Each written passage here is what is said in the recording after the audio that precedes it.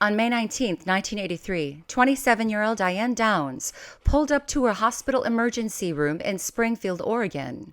It was later in the evening, and she was with her 3 kids. Diane said a man tried to hijack her car, and Diane and her 3 children had all been shot. Hi, I'm Denise with Fascinating Cases. Today's fascinating case is all about Diane Downs, a real winner, and the shooting of her 3 kids, Christy 8, Cheryl 7, and Danny 3. Diane Downs was born in 1955 in Phoenix, Arizona. She was a rebellious child who disliked her parents' strict rules. Diane wasn't allowed to wear makeup, and she couldn't wear nice, trendy clothes. And because of this, Diane was bullied. She did go on to meet her future husband in high school, though, Steve Downs. And although Diane's parents did not approve, the 2 married in 1973, when Diane was only 18. Diane would later say it wasn't out of love, but her desire to get away from her parents. The couple moved from Phoenix to Mesa, Arizona, and Steve and Diane had 2 children together, Christy in 1974 and Cheryl in 1976. But the couple argued continually over finances and infidelities. Diane wanted more children, but Steve did not, so he got a vasectomy. Diane began having numerous affairs with co-workers, and she wound up pregnant again. Danny was born in 1979. And Steve knew, obviously, he wasn't the father, but he tried to make it work for the sake of the children. But he couldn't do it. They divorced in 1980.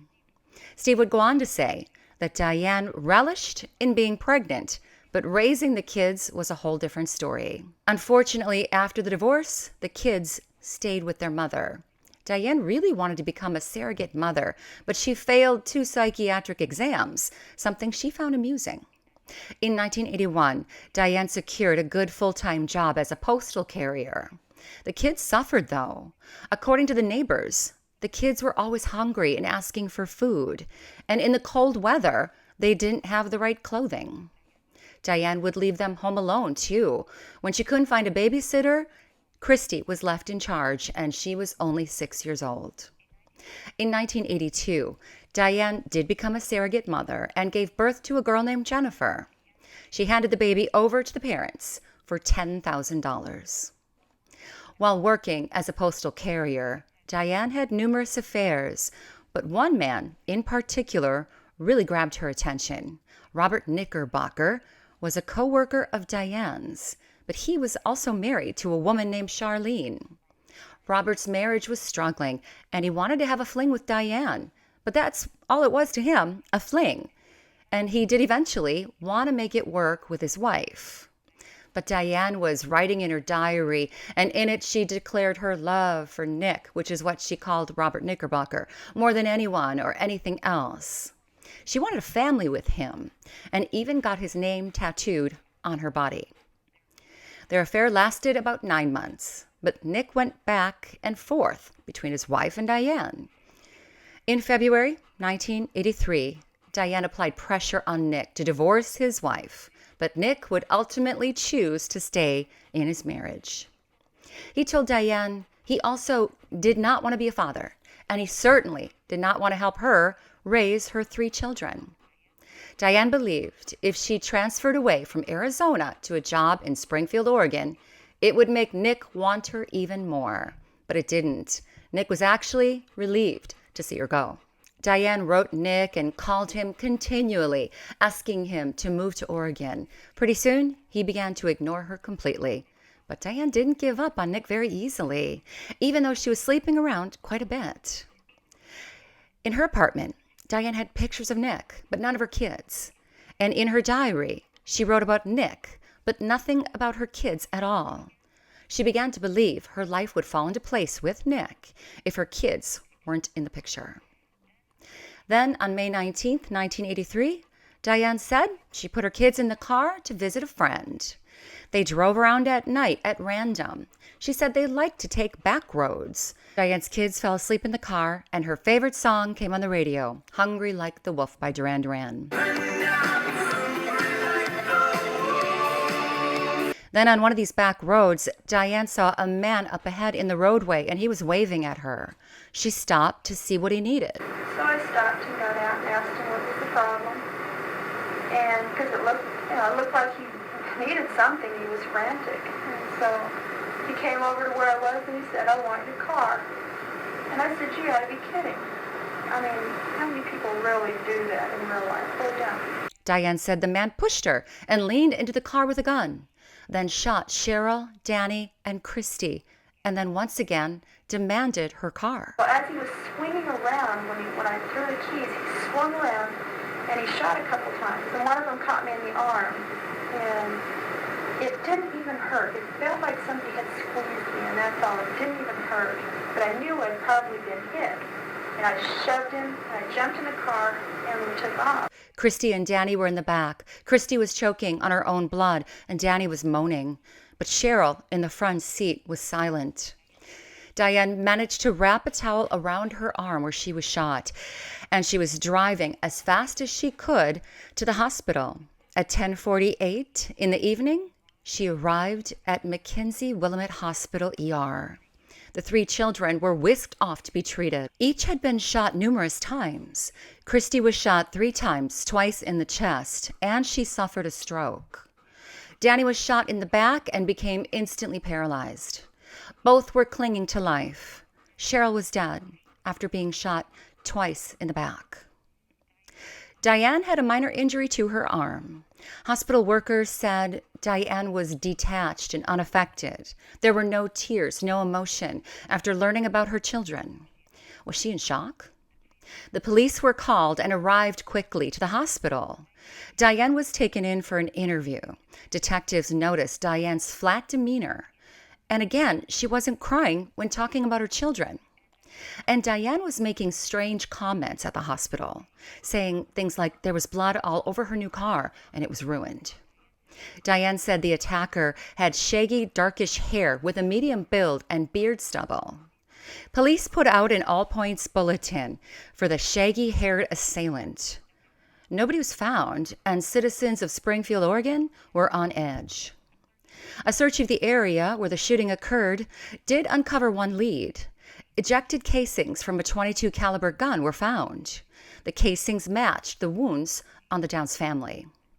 The police did not have significant evidence against Diane, only her cold demeanor, but they believed she was lying. She agreed to do a reenactment of the scene for the detectives.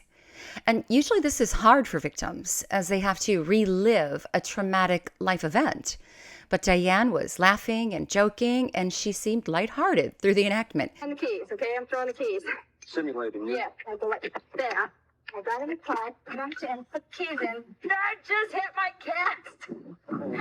Started the car and left. The car door shut itself. God.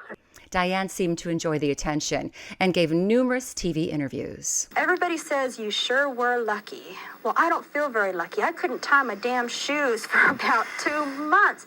It is very painful. It is still painful. I have a steel plate on my arm. I will for a year and a half. The scar is going to be there forever. I'm going to remember that night for the rest of my life, whether I want to or not. I don't think I was very lucky. The public's opinion of Diane, though, was shifting, and she knew it. People now suspected she had something to do with the shooting. Why would I have taken my kids to the hospital? Wouldn't I have made sure they were dead and then cried crocodile tears? That's insane to think that I would do such a thing and then bring the witnesses in against myself. That's crazy. A new witness came forward, too. Joseph Inman said he was behind Diane's car on the night in question. He said she was driving so slow, between 5 and 7 miles per hour. His speedometer barely registered movement. Why was she driving so slow?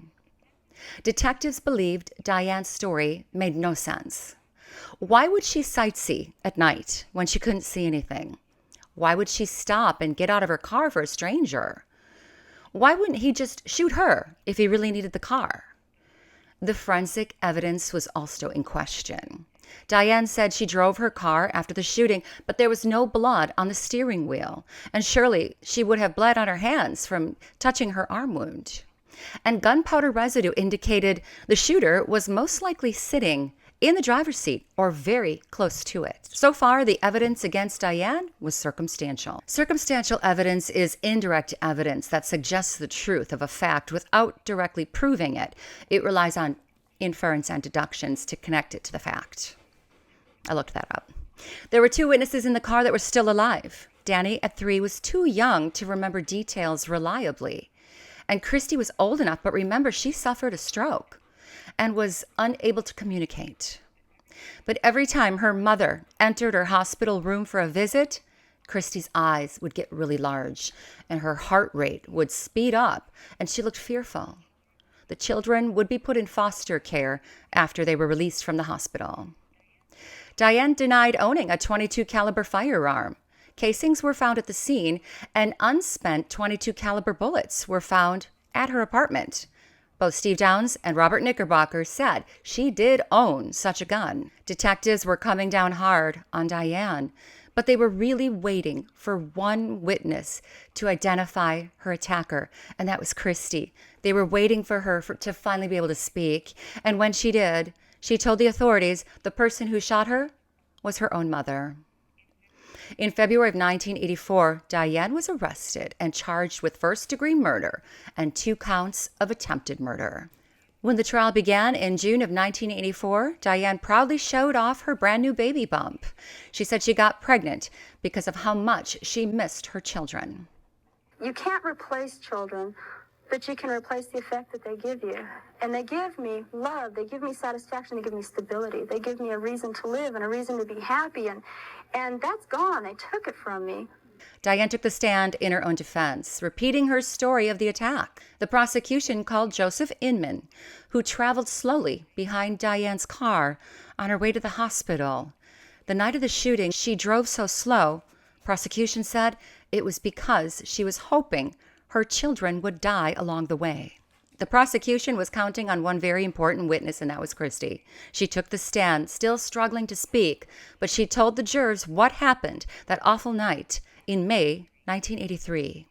She said her mother stopped the car and got something from the trunk. She remembered the song Hungry Like the Wolf playing on the radio. Diane then leaned into the driver's side and shot Cheryl first, then Danny, then Christy. The prosecution played that song during the trial, and Diane was tapping her fingers on the table to the beat. Sadly, Christy said she still loved her mother. On June 17, 1984, Diane was found guilty on all charges. Right before the sentencing, Diane gave birth to a little girl who was immediately taken away from her and adopted, despite Diane's delusions that she would be keeping the baby. Diane was sentenced to life in prison. Christy and Danny were eventually adopted by the prosecutor's family, Fred Hughey and his wife, Joanne. Steve Downs didn't fight the decision, thinking his children would be better off with such a stable family. Diane continued to claim her innocence and give TV interviews to anyone who asked. She also managed to escape from prison. She scaled an 18-foot razor wire fence in July of 1987 in the Oregon Women's Correctional Center, a maximum security prison. She got out. A massive manhunt ensued, but they found her 10 days later. She said she wanted to find the real killer, but she was found at the house of a fellow inmate's husband. Diane's a real prize. In 1987, Ann Rule released a book called Small Sacrifices, and I read this book, and I love everything by Ann Rule. This book really dives into the case of Diane Downs and portrays what a lunatic she really is. Ann Rule describes Diane Downs as a sociopath, antisocial. She has no conscience and no remorse. She's histrionic. She loves the attention.